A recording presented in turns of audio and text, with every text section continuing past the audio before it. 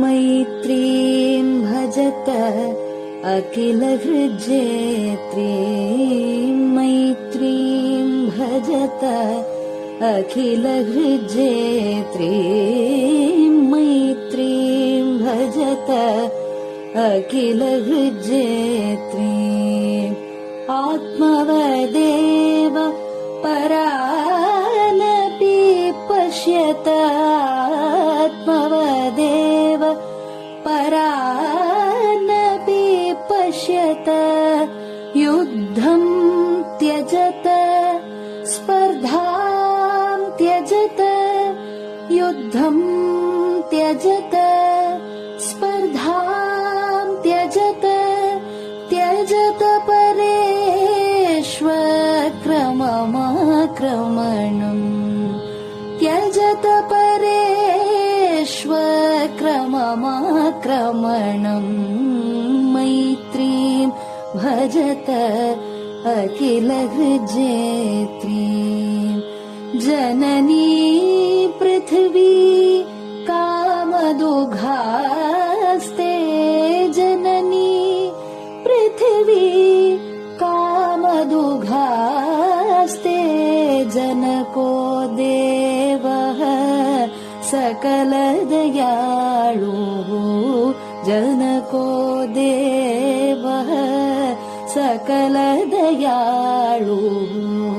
दाम्यत दत्त दयध्वं जनतां, दाम्यत दत्त दयध्वं जनतां। श्रेयो भूयात् सकलजनानां, श्रेयो भूयात् सकलजनानां, श्रेयो भूयात् सकलजनानां, श्रेयो भूयात् सकलजनानां, श्रेयो भूयात् सकलजनानां। பெரியவா சரணம். மைத்ரீம் பஜத. பாடியவர் குமாரி சிவஸ்ரீ ஸ்கந்தபிரசாத். பெரியவா சரணம். வணக்கம். பெரியவா வானொலியின் காலை நிகழ்ச்சிகளுக்கு உங்களை அன்புடன் வரவேற்கிறோம். முதலில் பெரியவா சுப்பிரபாதம். பெரியவா சரணம். பெரியவா சுப்பிரபாதம். பாடியவர் ஸ்ரீமதி லதா ஸ்ரீதரன் அவர்கள்.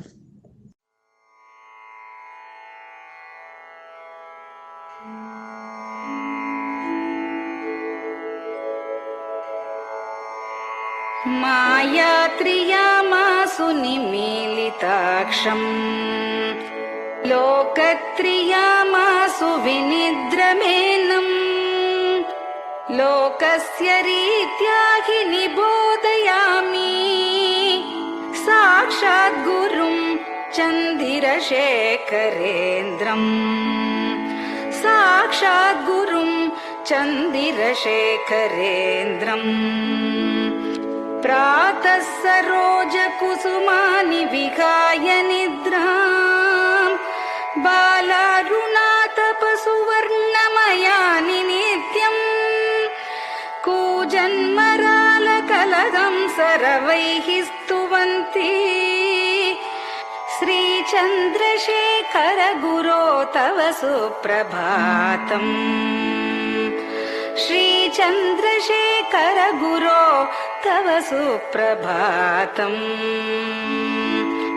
भृङ्गाश्च पीतमधुमत्तविलासिनिभिः युक्ताः सरोजवनजातसुरेणुपीताः, त्वां स्तुवन्ति मधुरैः कलगुञ्जनैः स्वैः। श्रीचन्द्रशेखर गुरो तव सुप्रभातम्, श्रीचन्द्रशेखर गुरो तव सुप्रभातम्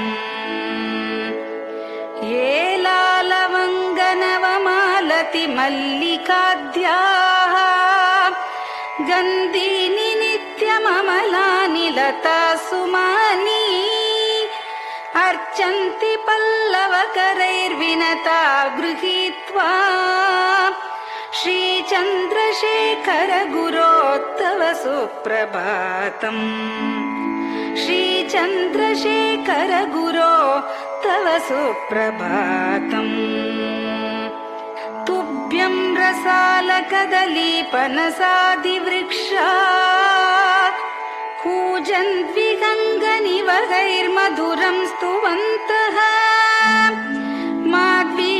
माद्वीकसङ्गमधुरं फलमुद्वहन्ति श्रीचन्द्रशेखर गुरो तव सुप्रभातम् श्रीचन्द्रशेखर गुरो तव सुप्रभातम् कावेरि वारिकृतमञ्जनपूतदेहा वेदादिमन्त्रनिवगैर्मुखरीकृताशा विप्रास्तुवन्ति सततं नतमस्तकात्माम्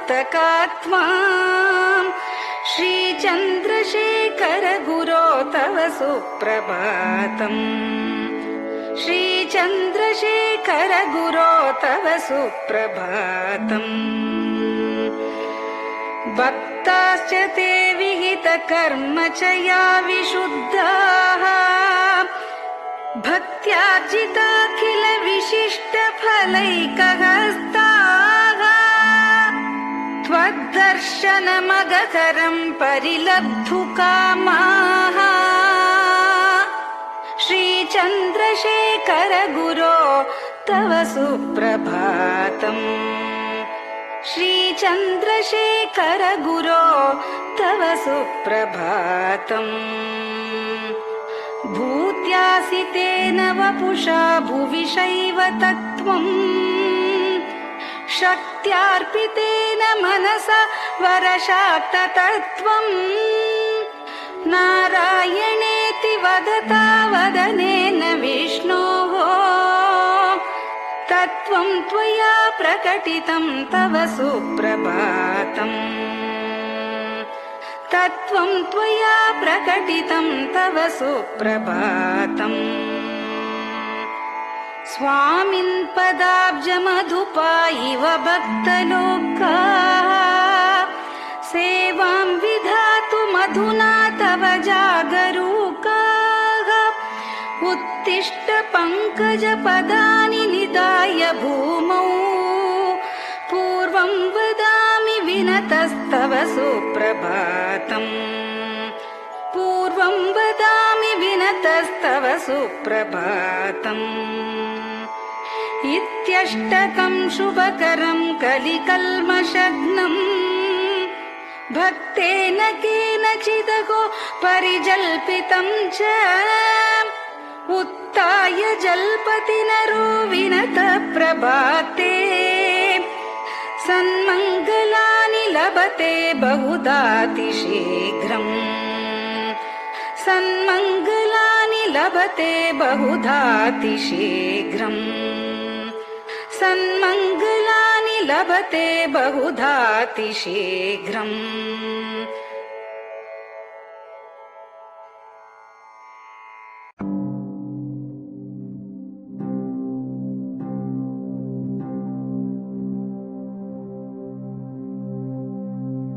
हर हर शङ्कर जय जय शङ्कर हर हर शङ्कर जय जय शङ्कर हर हर शङ्कर जय जय शङ्कर हर हर शङ्कर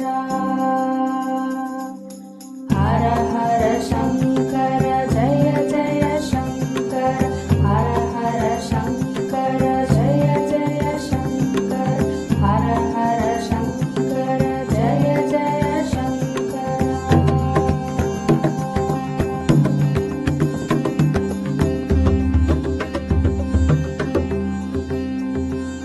श्रुति स्मृति पुराणानाम्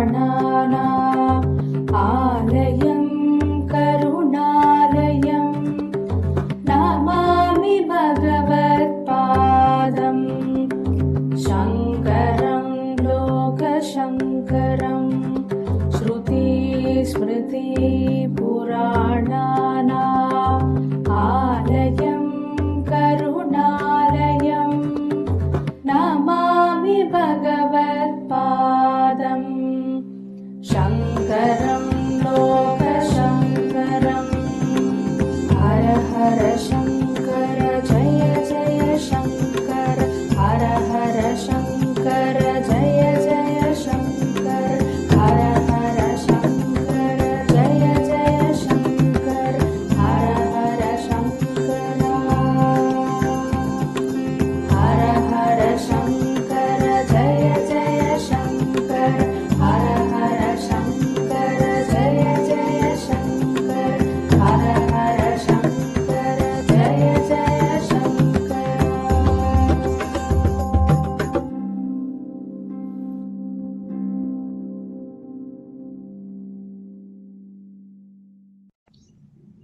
பெரிவாச்சரணம். பெரியவா கராவலம்பம். பாடியவர் ஸ்ரீமதி லதா ஸ்ரீதரன் அவர்கள். प्रातः स्मरामि भवदीयमुखारविन्दम् मन्दस्मितं च जनितापहरं जनानाम् प्रातः स्मरामि भवदीयमुखारविन्दम् मन्दस्मितं च जनितापहरं जनानाम् सम्पत्करीं च भवतोऽत्र कटाक्षलक्ष्मीं काञ्चीमठेश मम देहि करावलम्बम् सम्पत्करीं च भवतोऽत्र कटाक्षलक्ष्मीं काञ्चीमठेश मम देहि करावलम्बम् काञ्चीमठेश मम देहि करावलम्बम् काञ्चीमठेश मम देहि करावलम्बम् काञ्चीमठेश मम देहि करावलम्बम्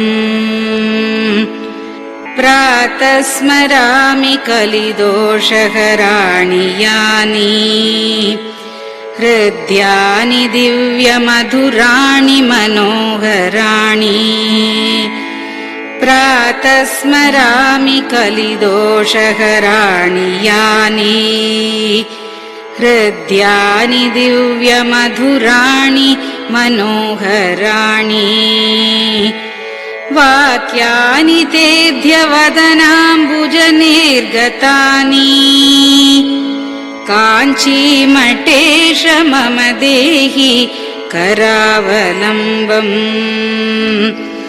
वाक्यानि तेऽध्यवदनाम्बुजनिर्गतानि काञ्चीमठेश मम देहि करावलम्बम्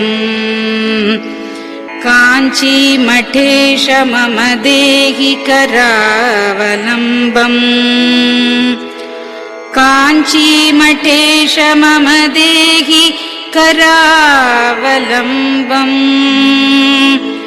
काञ्चीमठेश मम देहि करावलम्बम् वक्षस्थलं विमलहेम समानवर्णम् भस्माङ्कितं जनमनोहर कुङ्कुमाक्तम् वक्षस्थलं विमलहेम समानवर्णम् भस्माङ्कितं जनमनोहर कुङ्कुमाक्तम् प्रातः स्मरामि भवतोऽत्र चिरं महात्मन् काञ्चीमठेश मम देहि करावलम्बम् प्रातः स्मरामि भवतोऽत्र चिरं महात्मन् काञ्चीमठेश मम देहि करावलम्बम् काञ्चीमठेश मम देहि करावलम्बम् काञ्चीमठेश मम देहि करावलम्बम्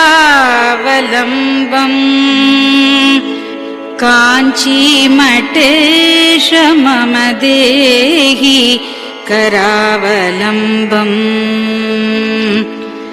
मत्तेभतुल्यगमनं च निरीक्ष्यतेऽद्य यात्वा वनान्तरमनन्तगजाश्च लीनाः मत्तेभतुल्यगमनं च निरीक्ष्यतेऽद्य यात्वा वनान्तरमनन्तगजाश्च लीनाः प्रातः स्मरामि गजराजगतिं तवेदम्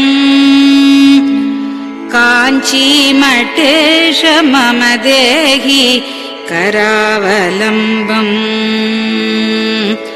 प्रातः स्मरामि गजराजगतिं तवेदम् काञ्चीमठेश मम देहि करावलम्बम् काञ्चीमठेश मम देहि करावलम्बम् काञ्चीमठेश मम देहि करावलम्बम् काञ्चीमठेश मम देहि करावलम्बम् दक्षेण दण्डमवलम्ब्य सदैतरेण हस्तेन चारुकलशं च विराजमानम् दक्षेण दण्डमवलम्ब्य सदैतरेण हस्तेन चारुकलशं च विराजमानम् रक्ताम्बरं च तव चारु कटिं स्मरामि काञ्चीमठेश मम देहि करावलम्बम् रक्ताम्बरं च तव चारु कटिं स्मरामि काञ्चीमठेश मम देहि करावलम्बम् काञ्चीमठेश मम देहि करावलम्बम् काञ्चीमठेश मम देहि करावलम्बम् काञ्चीमठेश मम देहि करावलम्बम् विस्मृत्य दोषमखिलं च ममापराधम् त्रातुं च याध्य भगवन् कृतबद्ध दीक्षा विस्मृत्य दोषमखिलं च ममापराधम् त्रातुं च याध्य भगवन् कृतबद्ध दीक्षा प्रातः स्मरामि यतिपुङ्गवतेऽनुकम्पाम् काञ्चीमठेश मम देहि करावलम्बम् प्रातः स्मरामि यतिपुङ्गवतेऽनुकम्पाम् काञ्चीमठेश मम देहि करावलम्बम् काञ्चीमठेश मम देहि करावलम्बम् काञ्चीमठेश मम देहि करावलम्बम् काञ्चीमठेश मम देहि करावलम्बम् प्रातः स्मरामि भवदीय पदारविन्दम् यस्मात् प्रयान्ति दुरितानि महान्ति तानि प्रातः स्मरामि भवदीय पदारविन्दम् यस्मात् प्रयान्ति दुरितानि महान्ति तानि आयान्ति तानि मुहुरुद्य सुमङ्गलानि काञ्चीमठेश मम देहि करावलम्बम् आयान्ति तानि मुहुरुद्य सुमङ्गलानि काञ्चीमठेश मम देहि करावलम्बम् काञ्चीमठेश मम देहि करावलम्बम् काञ्चीमठेश मम देहि करावलम्बम् काञ्चीमठेश मम देहि करावलम्बम् स्नानाश्च पानाश्च निषेवणाश्च ध्यानाश्च पापानिलयं प्रयान्ति स्नानाश्च पानाश्च निषेवणाश्च ध्यानाश्च पापानिलयं प्रयान्ति हे तीर्थपादानुसवं पदं ते तीर्थं च तीर्थीकरणं भजामि हे तीर्थपादानुसवं पदं ते तीर्थं च तीर्थीकरणं भजामि काञ्चीमठेश मम देहि करावलम्बम् काञ्चीमठेश मम देहि करावलम्बम्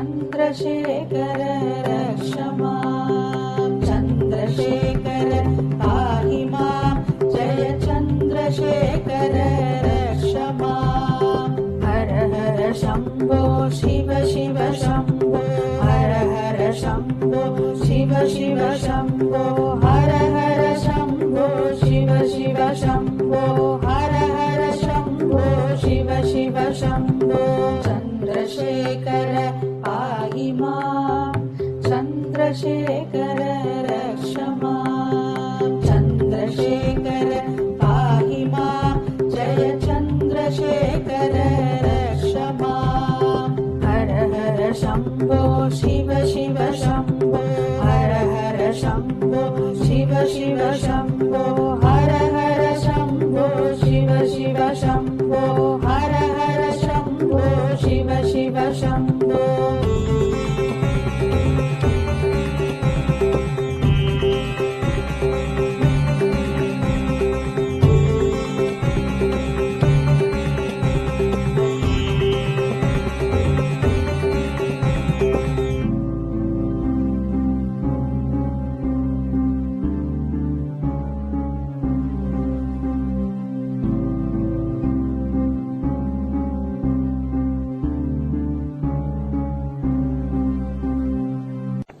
பெரியவா சரணம்.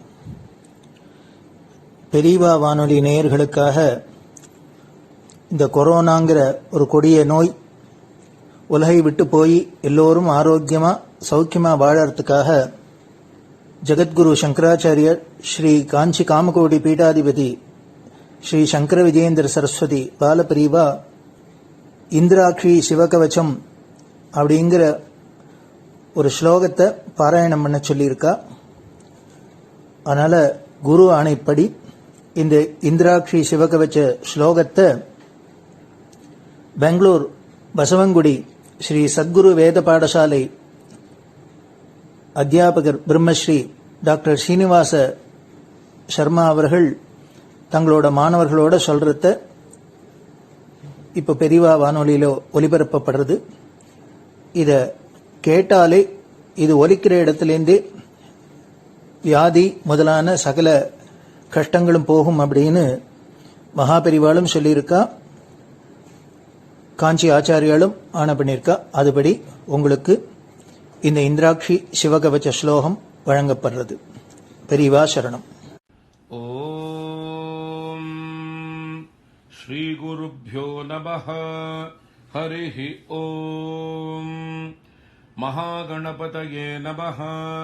வாக்தேவ்யை நமः. மாத்ருभ्यो நமः. பித்ருभ्यो நமः. आचार्येभ्यो नमः. अतिथिदेवताभ्यो नमः.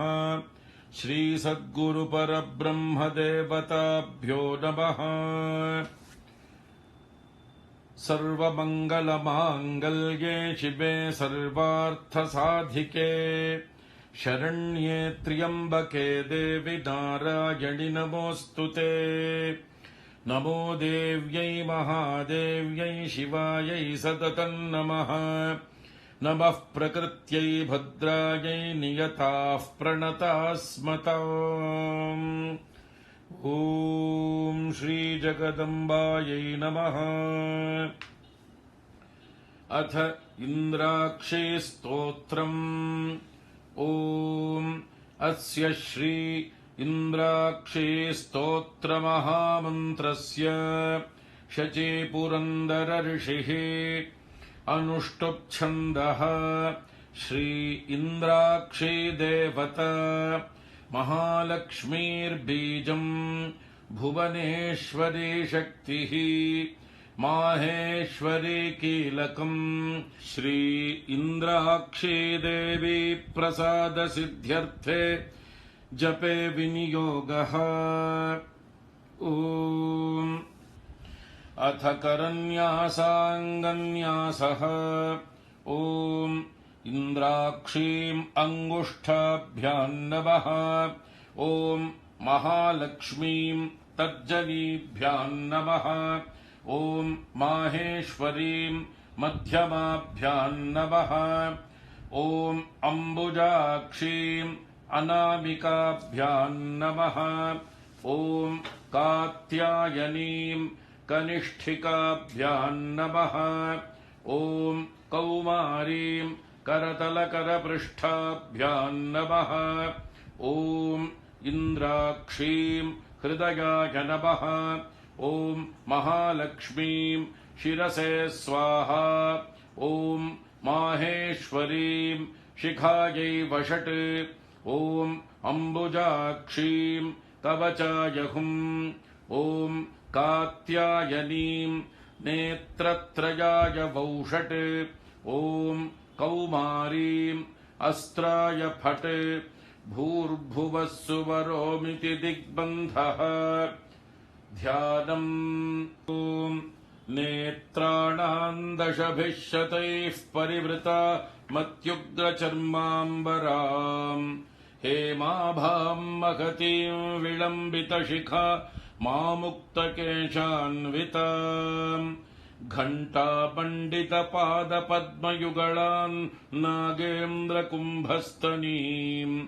इन्द्राक्षीम् परिचिन्तयामि सततम् प्रत्यक्षसिद्धिप्रदाम्. इन्द्राक्षीम् द्विभुजाम् देवीम् पीतवस्त्रद्वयान्विताम्. वामहस्ते वज्रधरान् दक्षिणेन वरप्रदाम्. इन्द्राक्षीम् नौमि युवतीम् नानालङ्कारभूषिताम्. प्रसन्नवदनाम् भोजामप्सरो गणसेविताम्. ॐ अथ इन्द्राक्षी स्तोत्रप्रारम्भः. इन्द्र उवाच. ॐ इन्द्राक्षी पूर्वतः पातु पात्वाग्नेयान्तथेश्वरी कौमारी दक्षिणे पातु नैऋत्याम् पातु पार्वती वाराही पश्चिमे पातु वायव्ये नारसिंह्यपि उदीच्याम् कालरात्रिर्मामीशान्याम् सर्वशक्तयः भैरव्योर्ध्वम् सदा पातु पात्वधो वैष्णवी तथा एवम् 10 दिशो रक्षेत् सर्वाङ्गम् भुवनेश्वरी इन्द्राक्षी नाम सा देवी दैवतैः समुदाहृता गौरी शाकम्भरी देवी दुर्गानाम् नीतिविश्रुता कात्यायनी महादेवी चण्डघण्टा महातपाः सावित्री सा च गायत्री ब्रह्माणी ब्रह्मवादिनी नारायणी भद्रकाली रुद्राणी कृष्णपिङ्गला अग्निज्वाला रौद्रमुखी कालरात्रि तपस्विनी मेघस्वना सहस्राक्षी विकटाङ्गी जडोदरी महोदरी मुक्तकेशी घोररूपा महाबला अजिता भद्रदानन्ता रोगहर्त्री शिवप्रिया शिवदूती कराली च शक्तिश्च परमेश्वरी आर्या दाक्षायणी चैव गिरिजा मेनकात्मजा महिषासुरसंहारी चामुण्डा सप्तमातृका सर्वरोगप्रशमनी नारायणी नमोऽस्तु ते इन्द्राणी चेन्द्ररूपा च इन्द्रशक्तिः परायणी वाराही नारसिंही च भीमा भैरवनादिनी सदा सम्मोहिनी देवी सुन्दरी भुवनेश्वरी एकाक्षरी महामायी एकाङ्गी एकनायकी कोमलश्यामलारूपी कोटिसूर्यप्रकाशिनी श्रुतिस्मृतिर्धृतिर्मेधा विद्यालक्ष्मीः सरस्वती अनन्ता विजयापर्णा मानस्तोकापराजिता भवानी पार्वती दुर्गा हैमवत्यम्बिका जया शिवा भवानी रुद्राणी शङ्करार्धशरीरिणी ऐरावत गजारूढा वज्रहस्ता धनुर्धरा ऐन्द्री देवी सदा कालम् शान्तिमाशु करोतु मे एतैर्नामपदैर्दिव्यैस्तुता शक्रेण धीमता आयुरारोग्यमैश्वर्यमपमृत्युभयापहम् क्षयापस्मारकुष्ठादि तापज्वरनिवारणम् शीतज्वरनिवारणमुष्णज्वरनिवारणम् सन्निज्वरनिवारणम् सर्वज्वरनिवारणम् सर्वरोगनिवारणम् सर्वशत्रुनिवारणम् महाभयनिवारणम् मनःक्लेशनिवारणम् शतमावर्तयेद्यस्तु मुच्यते व्याधिबन्धनात् आवर्तयन् सहस्रम् तु लभते वाञ्छितम् फलम् एतत्स्तोत्रम् जपेन्नित्यम् सर्वव्याधिविनाशनम् रणे राजभये चोरे सर्वत्र विजयी भवेत् सर्वमङ्गलमाङ्गल्ये शिवे सर्वार्थसाधिके शरण्ये त्र्यम्बिके गौरि नारायणि नमोऽस्तु ते त्रिपाद्भस्म प्रहरणस्त्रिशिरा रक्तलोचनः स मे प्रीतः सुखम् दद्यात् सर्वाभय पतिर्ज्वरः ज्वरम् च ज्वरसारम् च ज्वरातिसारमेव च सन्निपातज्वरम् चैव शीतोष्णज्वरमेव च कौबेरन्ते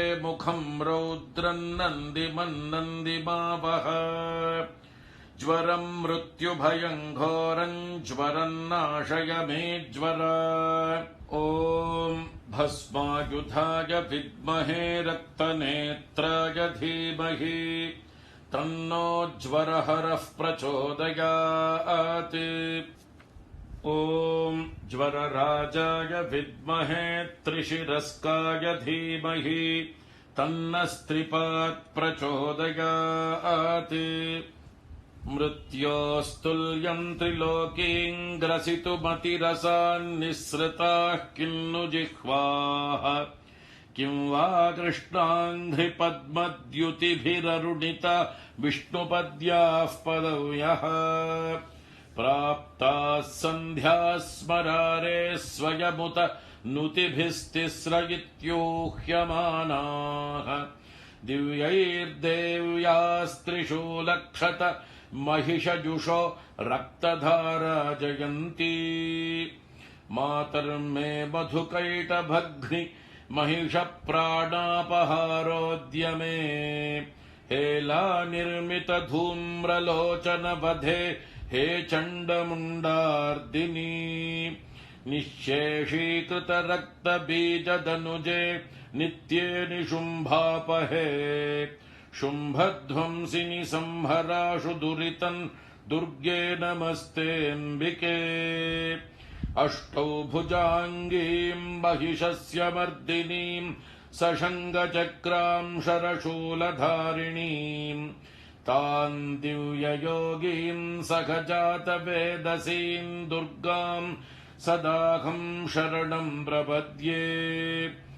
महिषमस्तकनृत्यविनोदनस्फुटरणन्मणिनूपुरमेखला जननरक्षणमोक्षविधायिनी जयतु शुम्भनिशुम्भनिषूदिनी ब्रह्माणी कमलेन्दु सौम्यवदना माहेश्वरी लीलया कौमारी रिपुदर्पणाशनकरी चक्रायुधा वैष्णवी वाराही घनघोर घर्घरमुखी दंष्ट्री च चक्रायुधा चामुण्डा गणनाथ रुद्रसहिता रक्षन्तु माम् मातरः उद्धतौ मधुकैटभौ महिषासुरम् तु निहत्यतम् धूम्रलोचन चण्डमुण्डक रक्तबीज मुखांश्च तान् दुष्टशुम्भ निशुम्भमर्दिनि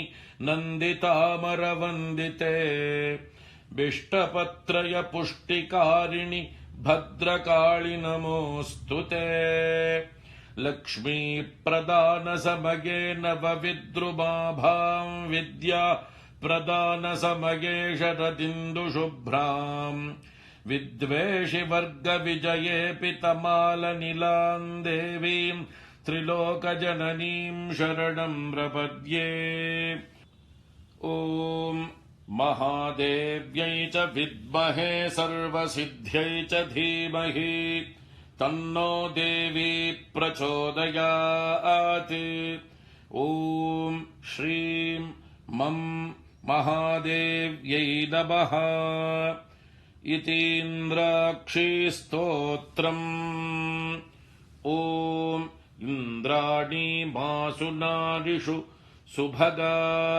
महमश्रवम् नह्यस्य अपरम् च न जरसा परते पतिर्विश्वस्मादिन्द्र उत्तरः ॐ इन्द्राणी मासु नारिषु सुपत्नी महमश्रवम् नह्यस्य अपरम् च न जरसा परते पतिः ॐ श्री इन्द्राक्षी परमेश्वर्यै नमः ॐ शान्ति शान्ति शान्तिः हरिः ॐ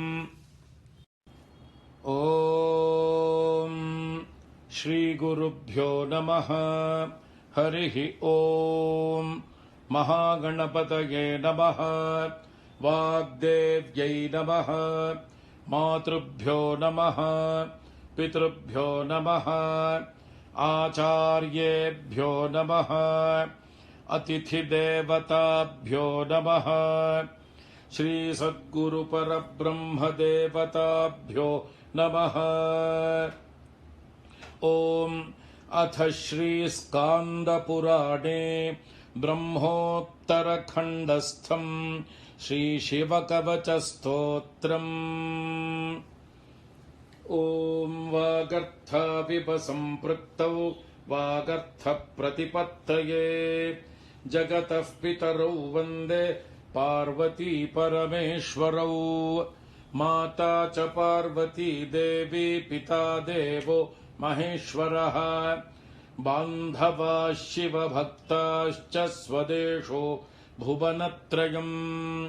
मृत्युञ्जयाय रुद्राय नीलकण्ठाय शम्भवे अमृतेशाय शर्वाय महादेवाय ते नमः। ॐ श्री सांब सदाशिव परब्रह्मदेवताभ्यो नमः। अस्य श्री शिवकवचस्तोत्रमहामन्त्रस्य ऋषभयोगीश्वर ऋषिः अनुष्टुप्-छन्दः श्री सांब सदाशिवो देवता। ह्रां बीजम् ह्रीं शक्तिः ह्रूं कीलकम् श्री सांब सदाशिव प्रीत्यर्थे शिवकवचस्तोत्र जपे विनियोगः। अथ करन्यासः। ॐ नमो भगवते ज्वलज्ज्वालामालिने ॐ ह्रां सर्वज्ञशक्तिधाम्ने ईशानात्मने अंगुष्ठाभ्यां नमः। ॐ नमो भगवते ज्वलज्ज्वालामालिने ॐ नं ह्रीं नित्यतृप्तिधाम्ने तत्पुरुषात्मने तर्जनीभ्यां नमः। ॐ नमो भगवते ज्वलज्ज्वालामालिने ॐ मं ह्रूं अनादिबोध शक्तिधाम्ने अघोरात्मने मध्यमाभ्यां नमः। ॐ नमो भगवते ज्वलज्ज्वालामालिने ॐ शिं ह्रैं स्वतन्त्रशक्तिधाम्ने वामदेवात्मने अनामिकाभ्यां नमः। ॐ नमो भगवते ज्वलज्ज्वालामालिने ॐ वां ह्रौं नित्यमलुप्तशक्तिधाम्ने सद्योजातात्मने कनिष्ठिकाभ्यां नमः।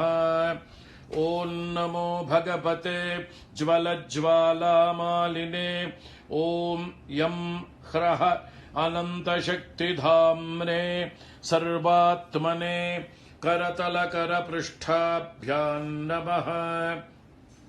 अथाङ्गन्यासः। ॐ नमो भगवते ज्वलज्ज्वालामालिने ॐ ह्रां सर्वज्ञशक्तिधाम्ने ईशानात्मने हृदयाय नमः। ॐ नमो भगवते ज्वलज्ज्वालामालिने ॐ नं ह्रीं नित्यतृप्तिधाम्ने तत्पुरुषात्मने शिरसे स्वाहा। ॐ नमो भगवते ज्वलज्ज्वालामालिने ॐ मं ह्रूं अनादिबोधशक्तिधाम्ने अघोरात्मने शिखायै वषट्। ॐ नमो भगवते ज्वलज्ज्वालामालिने ॐ शिं ह्रैं स्वतन्त्रशक्तिधाम्ने वामदेवात्मने कवचाय हुम्। ॐ नमो भगवते ज्वलज्ज्वालामालिने ॐ वां ह्रौं नित्यमलुप्तशक्तिधाम्ने सद्यो जातात्मने नेत्रत्रयाय वौषटे ॐ नमो भगवते ज्वलज्वालामालिने ॐ यं ह्रः अनन्तशक्तिधाम्ने सर्वात्मने अस्त्राय फट् भूर्भुवः सुवरोमिति दिग्बन्धः ध्यानम् वज्रदंष्ट्रं त्रिनयनं कालकण्ठमरिन्दमम् सहस्रकरमत्युग्रं वन्दे शम्भुमुमापतिम् अथापरं सर्वपुराणगुह्यं निःशेषपापौघहरं पवित्रम् जयप्रदं सर्वविपद्विमोचनं वक्ष्यामि शैवं कवचं हितायते। ऋषभयोगीश्वर उवाच नमस्कृत्वा महादेवं विश्वव्यापिनमीश्वरम् वक्ष्ये शिवमयं वर्म सर्वरक्षाकरन् नृणाम् शुचौ देशे समासीनो यथावत्कल्पितासनः जितेन्द्रियो जितप्राणश्चिन्तये शिवमव्ययम् हृत्पुण्डरीकान्तरसन्निविष्टं स्वतेजसा व्याप्तनभोऽवकाशम् अतीन्द्रियं सूक्ष्ममनन्तमाद्यन् ध्यायेत्परानन्दमयं महेशम् ध्यानावधूताखिलकर्मबन्धश्चिरञ्चिदानन्द निमग्नचेताः षडक्षरन्याससमाहितात्मा शैवेन कुर्यात् कवचेन रक्षा। अथ कवचस्तोत्रम् ॐ मां पातु देवोऽखिलदेवतात्मा संसारकूपे पतितं गभीरे तन्नामदिव्यं वरमन्त्रमूलं धुनोतु मे सर्वघं हृदि स्थम्। सर्वत्र मां रक्षतु विश्वमूर्तिर्ज्योतिर्मयानन्द घनश्चिदात्मा अणोरणीयानुरुशक्ति रेकः स ईश्वरः पातु भयादशेषात्। यो भूस्वरूपेण बिभर्ति विश्वं पायात् स भूमेर्गिरिशोष्टमूर्तिः। योपां स्वरूपेण नृणां करोति सञ्जीवनं सोऽवतु मां जलेभ्यः। कल्पावसाने भुवनानि दग्ध्वा सर्वाणि यो नृत्यति भूरिलीलः। सकालरुद्रोऽवतु मान्दवाग्नेर्वात्यादि भीतेरखिलाश्च तापात्। प्रदीप्तविद्युत्कनकावभासो विद्यावराभीतिकुठारपाणिः। चतुर्मुखस्तत्पुरुषस्त्रिनेत्रः प्राच्यां स्थितो रक्षतु मामजस्रम्। कुठारवेदाङ्कुशपाशशूलः कपालमालाक्ष गुणान्दधानः। चतुर्मुखो नीलरुचिस्त्रिनेत्रः पायादघोरो दिशि दक्षिणास्याम्। कुन्देन्दुशङ्खस्फटिकावभासो वेदाक्षमालावरदाभयाङ्कः। त्र्यक्षश्चतुर्वक्त्र उरुप्रभावः सद्योऽधिजातोऽवतु मां प्रतीच्याम्। वराक्षमालाभयटङ्क हस्तः सरोजकिञ्जल्कसमानवर्णः। त्रिलोचनश्चारुचतुर्मुखो मां पायादुदीच्यां दिशि वामदेवः। वेदाभयेष्टाङ्कुशटङ्कपाशः कपाल ढक्काक्षकशूलपाणिः। सितद्युतिः पञ्चमुखो बतान्मा मीशान ऊर्ध्वम् परमप्रकाशः मूर्धानमव्यान्मम चन्द्र मौळिर्भालम् ममाव्यादथ भालनेत्रः नेत्रे ममाव्याद्भगनेत्रहारी नासां सदा रक्षतु विश्वनाथः पायाच्छ्रुति मे श्रुतिगीतकीर्तिः कपोलमव्या सततं कपाली वक्त्रं सदा रक्षतु पञ्चवक्त्रो जिह्वां सदा रक्षतु वेदजिह्वः कण्ठं गिरीशोऽवतु नीलकण्ठः पाणिद्वयं पातु पिनाकपाणिः स्कन्धौ वृषस्कन्धगतिश्च सोऽव्यात् पार्श्वद्वयं पातु सुरासुरेशः दोर्मूलमव्यान्मम धर्मबाहुर्वक्षस्थलं दक्षमखान्तकोऽव्यात् ममोदरं पातु गिरीन्द्रधन्वा मध्यं ममाव्यान्मदनान्तकारी हेरम्बतातो मम पातु नाभिं पायात् कटिं धूर्जटिरीश्वरो मे स्मरारिरव्यान्मम गुह्यदेशं पृष्ठं सदा रक्षतु शूलपाणिः ऊरुद्वयं पातु कुबेरमित्रो जानुद्वयं मे जगदीश्वरो व्यात् जङ्घायुगं पुङ्गवकेतुरव्यात् पादौ ममाव्यात् सुरवन्द्यपादः महेश्वरः पातु दिनादिया मे मां मध्ययामेवतु वामदेवः त्रिलोचनः पातु तृतीयया मे वृषध्वजः पातु दिनान्त्यया मे पायान्निषादौ शशिशेखरो मां गङ्गाधरो रक्षतु मान्निशीथे गौरीपतिः पातु निशावसाने मृत्युञ्जयो रक्षतु सर्वकालम्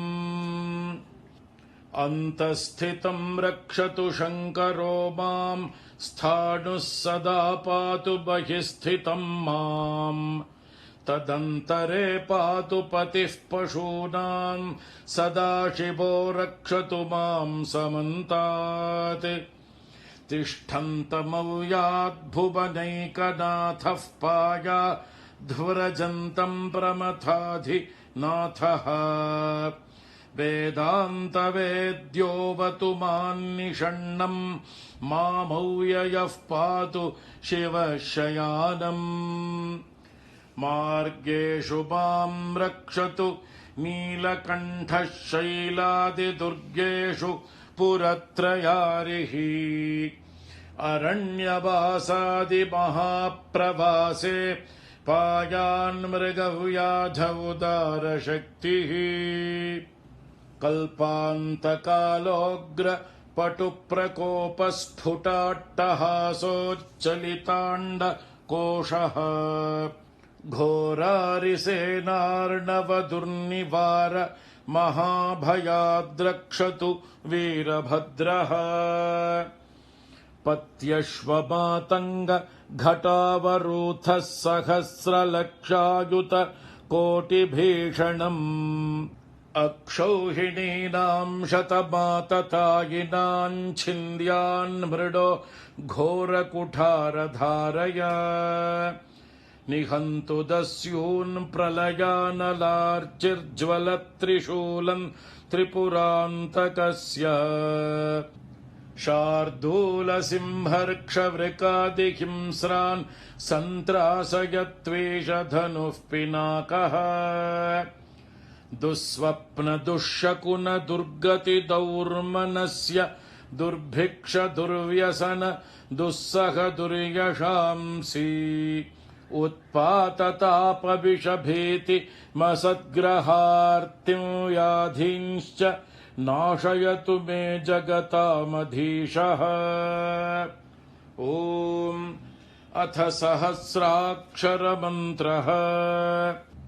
ॐ नमो भगवते सदाशिवाय सकल तत्त्वात्मकाय सकल तत्त्वविदुराय सकल लोकैककर्त्रे सकल लोकैकभर्त्रे सकल लोकैकसंहर्त्रे सकल लोकैकगुरवे सकल लोकैकसाक्षिणे सकल निगम गुह्याय सकल वरप्रदाय सकल दुरितार्तिभञ्जनाय सकल जगदभयङ्कराय सकल लोकैकशङ्कराय शशाङ्कशेखराय शाश्वत निजाभासाय निर्गुणाय निरुपमाय निरूपाय निराभासाय निरामयाय निष्प्रपञ्चाय निष्कलङ्काय निर्द्वन्द्वाय निस्सङ्गाय निर्मलाय निर्गमाय नित्यरूपविभवाय निरुपमविभवाय निराधाराय नित्यशुद्धबुद्धपरिपूर्ण सच्चिदानन्दाद्वयाय परमशान्तप्रकाशाय तेजोरूपाय जय जय महारुद्र महारौद्र भद्रावतार दुःखदावदारुण महाभैरव कालभैरव कल्पान्तभैरव कपालमालाधर खट्वाङ्गखड्ग चर्मपाशाङ्कुशढमरुशूल चापबाणगदाशक्ति भिण्डिपालतोमर मुसलमुद्गर पट्टशपरशू परिघभुषण्डेशतघ्नि चक्राद्यायुधभीषणकर सहस्रमुखदंष्ट्राकरालवदन विकटाट्टहास विस्फाटित ब्रह्माण्डमण्डल नागेन्द्रकुण्डल नागेन्द्रहार नागेन्द्रवलय नागेन्द्रचर्मधर मृत्युञ्जय त्र्यम्बक त्रिपुरान्तक गंगाधर विरूपाक्ष विश्वेश्वर विश्वरूप वृषभवाहन विषभूषण सर्पभूषण विश्वतो मुख सर्वतो मां रक्ष रक्ष ज्वल ज्वल प्रज्वल प्रज्वल महामृत्युभयमपमृत्युभयन्नाशय नाशय रोगभयमुत्सादयोत्सादय विषसर्पभयं शमय शमय चोरान्मारय मारय मम शत्रूनुच्चाटयो चाटय शूलेन विदारय विदारय कुठारेण भिन्धि भिन्धि खड्गेन छिन्धि छिन्धि खट्वाङ्गेन विपोथय विपोथय मुसलेन निष्पेषय निष्पेषय बाणैः सन्ताडय सन्ताडय रक्षांसि भीषय भीषय भूतानि विद्रावय विद्रावय कूष्माण्डवेतालमारीगण ब्रह्मराक्षसान् सन्त्रासय सन्त्रासय ममाभयं कुरु कुरु वित्रस्तं मामाश्वासयाश्वासय नरकभयान् मामुद्धारयोद्धारय सञ्जीवय सञ्जीवय क्षुतृष्णार्तं मामाप्याययाप्यायय दुःखातुरं मामानन्दयानन्दय शिवकवचेन मामाच्छादयाच्छादय हर हर मृत्युञ्जय त्र्यम्बक सदाशिव नमस्ते नमस्ते नमस्ते। ॐ अथ फलश्रुतिः ऋषभयोगीश्वर उवाच इत्येतत्कवचं शैवं वरदं व्याहृतं मया सर्वबाधाप्रशमनं रहस्यं सर्वदेहिनां यः सदा धारयेन्मर्त्यश्चैवं कवचमुत्तमम् न तस्य जायते क्वापि भयं शम्भोरनुग्रहात् क्षीणायुर्मृत्युमापन्नो महारोगहतोऽपि वा सद्यः सुखमवाप्नोति दीर्घमायुश्च विन्दति सर्वदारिद्र्यशमनं सौमङ्गल्यविवर्धनम् यो धत्ते कवचं शैवं सदेवैरपि पूज्यते महापातकसङ्घातैर्मुच्यते चोपपातकैः देहान्ते शिवमाप्नोति शिवर्मानुभावतः त्वमपि श्रद्धया वत्स शैवं कवचमुत्तमम् धारयस्व मया दत्तं सद्यः श्रेयो ह्यवाप्स्यसि सूत उवाच इत्युक्त्वा ऋषभो योगी तस्मै पार्थिवसूनवे ददौ शङ्खं महारावं खड्गं चारिनिषूदनम् पुनश्च भस्म सम्मन्त्र्य तदङ्गं सर्वतो स्पृशत् गजानां 6,000 द्विगुणं च बलं ददौ भस्म प्रभावात् सम्प्राप्त बलैश्वर्यधृतिस्मृतिः स राजपुत्रः शुशुभे शरधर्क इव श्रिया तमाह प्राञ्जलिं भूयः स योगी राजनन्दनम् एष खड्गो मया दत्तस्तपो मन्त्रानुभावतः शितधारमिमं खड्गं यस्मै दर्शयसि स्फुटम् स सद्यो म्रियते शत्रुः साक्षान् मृत्युरपि स्वयम् अस्य शङ्खस्य निर्ह्रादं ये शृण्वन्ति तवाहिताः ते मूर्च्छिताः पतिष्यन्ति न्यस्तशास्त्र विचेतनाः खड्गशङ्खाभिमौ दिव्यौ परसैन्यविनाशिनौ आत्मसैन्यस्य पक्षाणां शौर्यतेजोविवर्धनौ एतयोश्च प्रभावेन शैवेन कवचेन च 2,600 बलेन महतापि च भस्मधारणसामर्थ्याच्छत्रुसैन्यं विजेष्यसि प्राप्त्य सिंहासनं पित्र्यङ्गोप्तासि पृथिवीमिमाम् इति भद्रायुषं सम्यगनुशास्य समातृकम् ताभ्यां सम्पूजितः सोऽथ योगी स्वैरगतिर्ययौ इति श्रीस्कान्दपुराणे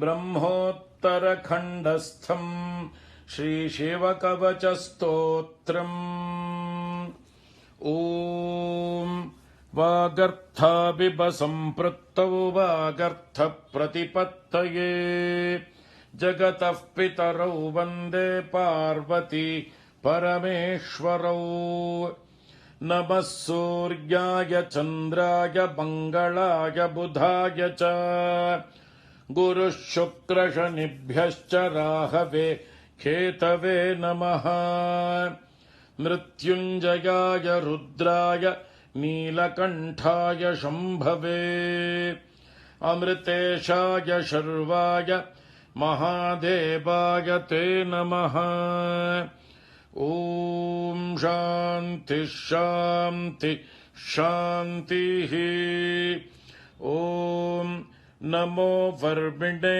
च वरोधिने च नमो बिल्बिने च कवचिने च नमः श्रुताय च श्रुत सेनाय च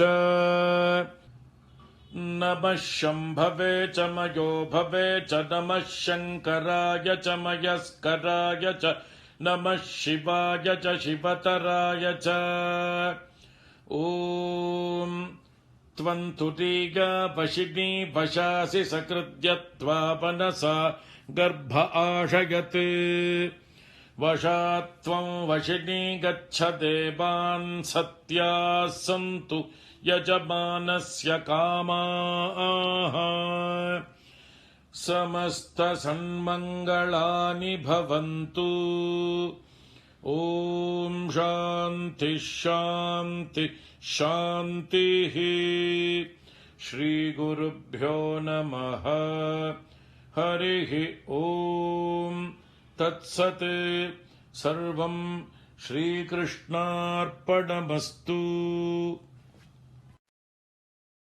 பெரியவா சரணம். நீங்கள் கேட்க இருப்பது பெரியவா குரல். மகா பெரியவா உபன்யாசங்களில் இருந்து சில பகுதிகள். நமः பார்வதி பதயே கோவிந்தநாம கீர்த்தனம். அவரோட ஜாக்கோபின்னு ஒருத்தன் இருந்தான், அந்த வெள்ளக்காரன். அவர் 2 பேரும் சேர்ந்து குறைஞ்சது 6000 வருஷத்துக்கு உள்ள வேதம் ஏற்பட்டிருக்க முடியாதுன்னுட்டு அவ சொன்னான். ஆனா இப்ப பாக்கி வெள்ளக்கார எல்லாரும் சேர்ந்து வெள்ளக்கார மாத்திரம் இல்ல, வெள்ளக்கார சொன்னா அதை காட்டில நம்மடவா இன்னும் சீக்கிரத்துல அதை காட்டில் இன்னும் குறைக்கிறதுக்கு நம்ம தேசத்துல இருக்கிறவா ஆசைப்படுறா. நாமளும் அகம்பாவப்பட வேண்டாம்னுட்டு. அதனால இவெல்லாம் சொல்றது இப்ப தீர்மானமா ரொம்ப பழைய இருக்கிறதுக்குள்ள பழைய வேதமா இருக்கிறது 1500 BC-ல. அதான் இருக்கிறதுக்குள்ள வேதத்துக்குள்ள பழைய புஸ்தகம் 1500 BC-லன்னு இவ சொல்றா.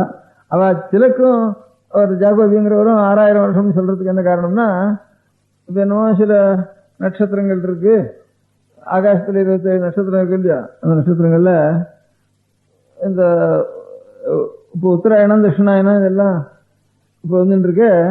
அந்த உத்தராயணம் தட்சிணாயனங்கள்லாம் அந்த சூரியன் இந்த நட்சத்திரத்தில் இருக்கிற காலத்துல உத்தராயணம் வந்தது அப்படின்னுட்டு இப்போ ஒரு நட்சத்திரம் இருக்குது, சூரியன் இருக்கிற காலத்துல உத்தராயணம் வருது. அப்போ வேதத்துல என்ன சொல்லிருக்கு, ஏதோ ஒரு நட்சத்திரத்துல உத்தராயணம் ஆரம்பிச்சதுன்னு வேதத்துல சொல்லியிருக்கு.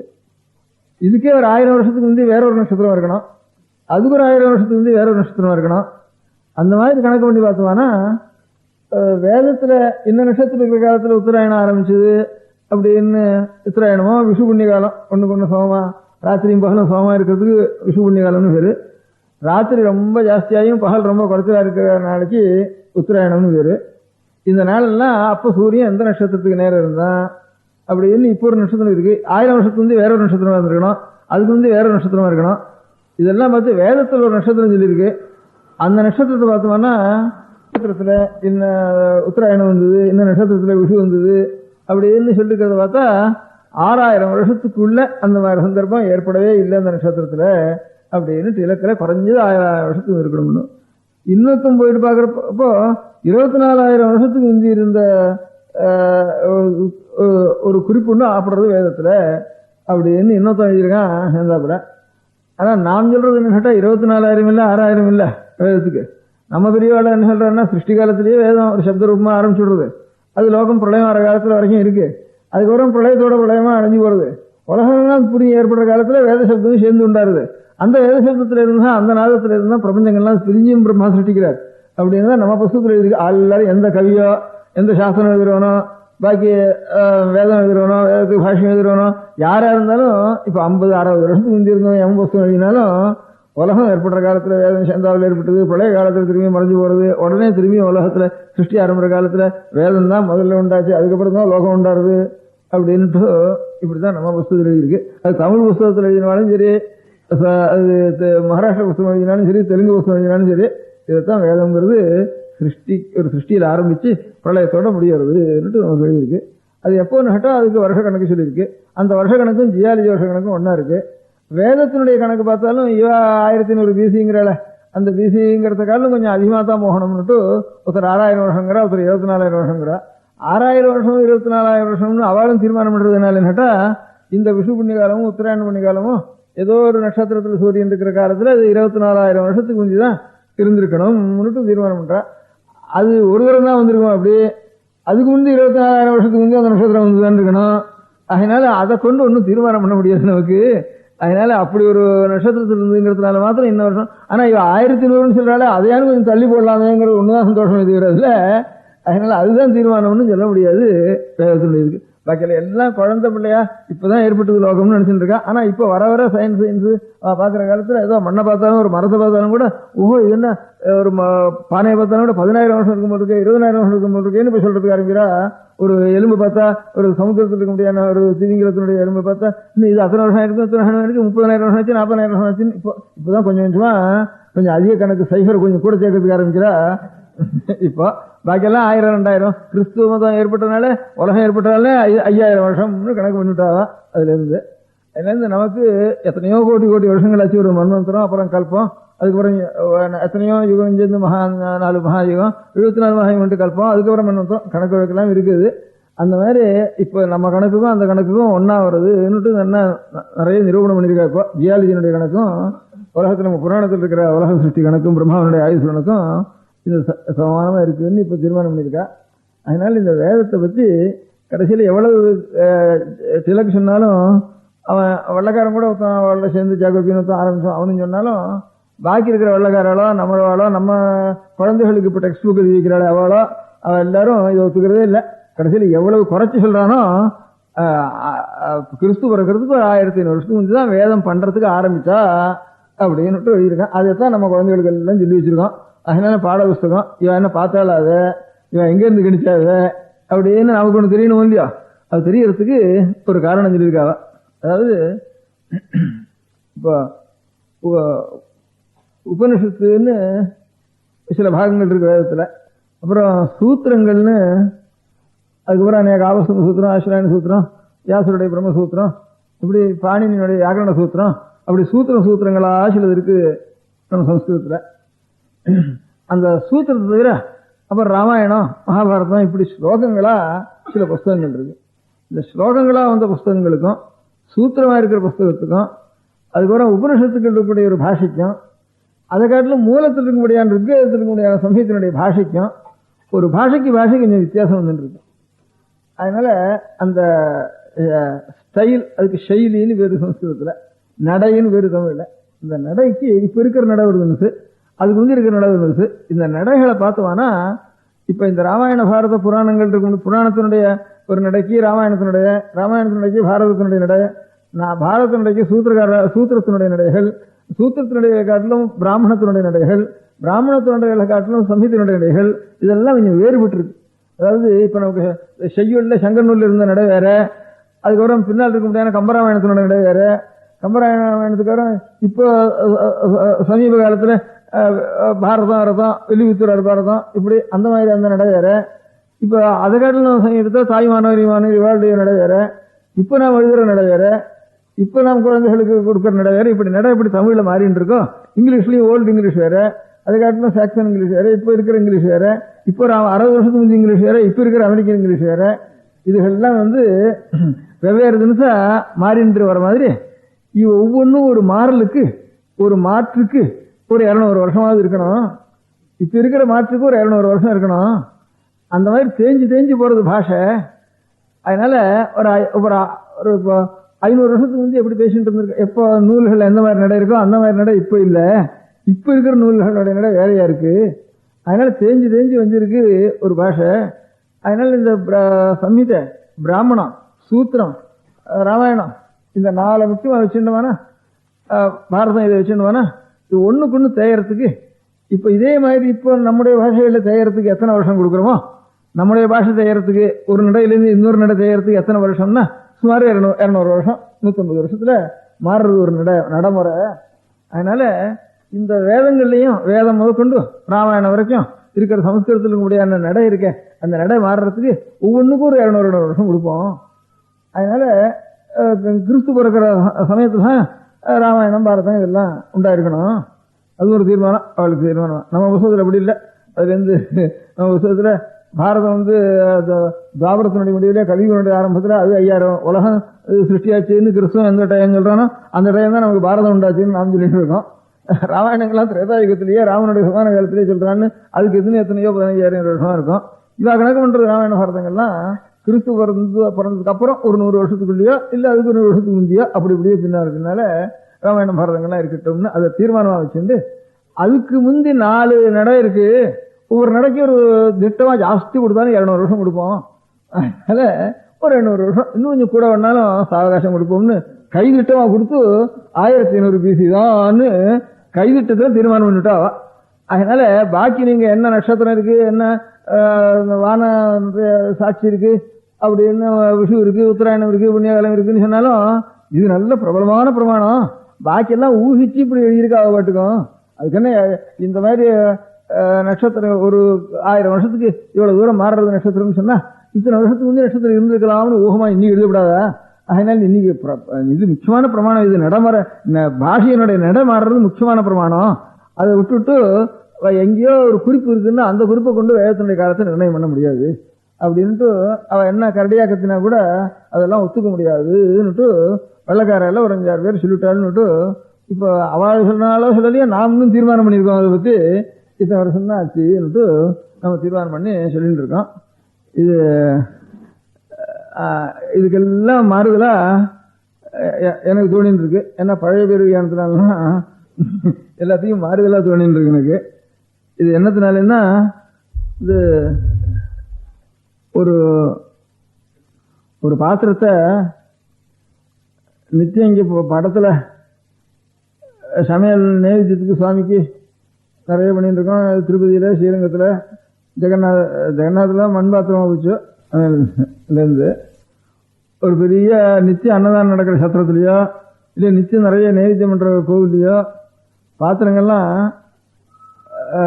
உபயோகப்படுத்த நித்தியம் தேய்ச்சிண்டு 5-6 தடவை நல்லா சுத்தமாக தேய்ச்சிண்டு சின்ன பாத்திரங்கள்லாம் ரிப்பேர் பண்ண வேண்டி வந்துடும். இந்த ரயில் அடியில் பக்கத்தில் சத்திரம் இருந்ததுன்னா அங்கே கிணறு இருந்ததுன்னா இப்போதான் பைப் வந்துட்டுது. பைப் வரத்துக்கு வந்து கிணத்துலேயே இதெல்லாம் எடுக்கிற காலத்தில் இந்த சொம்பு இழுத்து சொம்போ தோண்டியோ குடமோ இழுத்து அந்த கிணத்து கட்டையில் வச்சிருந்தா ஒரே குழியாக போயிருக்கும். அது சீக்கிரத்தில் குழியாக போயிருக்கும். அது இப்போ வந்து டிஸ்ட்ரிக்ட்லேயோ கிராமாந்தரங்களில் கிணறு வெட்டுறால அந்த கிணத்து கட்டையெல்லாம் அப்படியே இருக்கு. அது அங்கே ஒத்தரும் ஜலம் இழுக்கிறதும் இல்லை, இழுக்கிற இடத்துல வெட்டுறதும் இல்லை கிணறு. அது அப்படியே இருக்கு.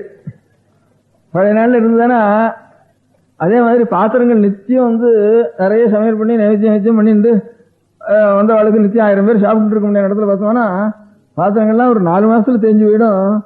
திரும்பியும் பாத்திரத்தை அடிச்சு பண்ணி தான் ஆகணும்.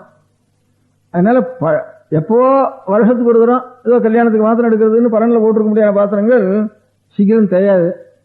அந்த மாதிரி இப்போ எல்லாரும் பேசிண்டு நிச்சயகாலம் விழுந்தா வழங்கிண்டு சகல ஜனங்களும் பேசிண்டு தெரிஞ்சவா தெரியாதவா படிக்காதவா படிக்கவா எல்லாரும் பேசிட்டு இருக்க முடியாத பாஷைகள் எவ்வளவு வருஷத்துல தேஞ்சு போறதோ ஒரு முறையிலேருந்து இன்னொரு நடைமுறைய இதே திட்டத்தை ஏதோ ரொம்ப ஜாக்கிரதையா ரட்சிச்சுட்டு யாரோ ஸ்நானம் பண்ணிட்டு வந்து ஆச்சமனம் பண்ணிட்டு அதுக்கப்புறம் தான் அதை சொல்லணும். அது இல்லாம சொல்லக்கூடாது. பாக்கி சொல்ல சொன்னா பாவம் அப்படின்னு அதுலயும் ரொம்ப படிச்சோ அதுதான் அதை சொல்ல வேண்டியது, அவ்வளவு நிமிடத்தோட சொல்ல வேண்டியது என்று இருக்க முடியாத வேத சப்தங்களுக்கு இப்ப இங்க கடத்தருவில் தேயிற சாமான்கள் இருக்க இந்த மாதிரி ஒரு சாமான்களுக்கு கொடுக்கற திட்டத்தை கொடுத்து தீர்மானம் பண்றதே முதல்ல அசட்டுத்தனம்ட்டு எனக்கு முதல்ல தோன்றது. இன்னும் இந்த பாஷையினுடைய செயலியை தீர்மானம் பண்ணி இதுக்கு டைம் தீர்மானம் பண்றோம்னு நஷ்டஜாதகம் நினைக்கிறாள். இது ரொம்ப அசட்டுத்தான். இதுக்கு சம்பந்தமே இல்லை. எங்கேயோ அது பாட்டுக்கு இருந்தா 100 வருஷம் 200 வருஷத்துக்கு ரிப்பேர் எல்லாம் இருக்கும். ஏதோ வருஷத்துக்கு ஒரு நாள் மாத்திரம் எடுக்கிறது, பாக்கி நாள்லாம் வச்சுக்கிறது, ஜாக்கிரதை பூட்டி வச்சு விடுறதுன்னு வச்சுட்டு இருக்கிற சாமான பரன்ல வச்சுருக்க முடியாத பாத்திரங்களா இருந்தானா அது தேவையே தெரியாது. அதனால அவ்வளவு ஜாக்கிரதையா ரட்சிச்சுட்டு இருக்காரு நமக்கு வேதத்தை. அதனால வேதத்தை எல்லாரும் உபயோகப்படுத்திட்டு இருக்கிற ஒரு பாஷையில இருந்தானா பகு சீக்கிரத்தில் தெரிஞ்சு போயிடும். இப்போ தமிழ் தெரிஞ்சதை காட்டில் இங்கிலீஷ் இன்னும் தெரிஞ்சு கிடக்கு. அதனால தமிழை காட்டில் இன்னும் ஜாஸ்தி உலகத்தை பழகிறது இப்போ இங்கிலீஷ் பாஷை. ஹிந்தி தேயறது கணக்கு வழக்கு இல்லை. அதனால அவங்க ரொம்ப ஜனங்கள் பேசிட்டு இருக்கா, அதுவும் ரொம்ப தெரிஞ்சு போச்சு. அதனால இந்த தேயிற பாஷைங்கிறதெல்லாம் ஜாஸ்தி ஜனங்கள் படிக்காதவா படிச்சவா எல்லாரும் பழகி இருந்தானா அதனுடைய திட்டத்துக்கும் இவ வேதத்தை ரொம்ப ஆசமனம் பண்ணிட்டு ஸ்நானம் பண்ணிட்டு நியமத்தோட தர்பை கையில் வச்சுட்டு முட்டி வச்சுட்டு தான் சொல்லணும்னு சொல்லிட்டு இருக்க முடியாத ஒரு பாஷையை அதுல பாக்கி இருக்க முடியாதுலாம் தெரியாத வாழாலும் பிராகிருத பாஷையை உபயோகப்படுத்தணும். அந்த மாதிரி ரொம்ப படிச்சவாளும் சிஷ்டாலும் இருக்கிறவா தான் அந்த பாஷையை உபயோகப்படுத்தணும்னு அவ்வளவு ஜாக்கிரதையா பூட்டி வச்சுட்டு இருக்க முடியாத பாஷை தேயறதுங்கிறது இந்த தேயறதுக்கும் அந்த தேவடைக்கும் திருஷ்டாந்தம் சொல்லி இதுல இருந்து நஷ்ட ஜாதகம் கணிக்கிறதுங்கிறத நன்னா இல்லைன்னு எனக்கு தோணித்து. அதனால இந்த வேத சப்தத்தை எவ்வளவு ஜாக்கிரதையா ரட்சிச்சாளுங்கிறதுக்கு ஒரு உதாரணம் நான் பார்த்தேன். இந்த வேதத்தை சொல்லணுமானா வேதாத்தியனம் ஒரு 7 வருஷம் 8 வருஷம் ராத்திரியும் பகலுமா நெற்று பண்ணினாதான் ஒரு வேதம் நெற்றுவாருது. இப்ப இருக்கிறதுல ஒரு 5-6 வேதம் இருக்கு. 4 வேதம்னு பேரு. ஒவ்வொரு வேதத்துலயும் அநேக சாக்கி கலைகள் இருக்கு. சாம வேதத்துக்கு 1000 கலைன்னு பேரு. இப்ப 2-3 கலை தான் இருக்கு. முந்தா நாள் ஒரு வடக்கு இருந்து கூட ஒரு சாமவேதியை திறந்துட்டு இருக்கு சௌராஷ்டிரத்துல இருந்து. அவர் ஒருத்தர் தான் முழுக்க அத்தியனம் பண்ணவர் அந்த தேசத்துல இருக்கிற. இன்னும் 2-3 பேர் கொஞ்சம் இருக்கா. இவர் கொஞ்சம் சாஸ்திரமும் படிச்சு வேதமும் படிச்சு வருவார். அதே மாதிரி சாமவேதத்திற்கு 1000 கலைகள் இருந்திருக்கு. எஜுர்வேதத்துக்கு 101 கலைகள் இருந்திருக்கு.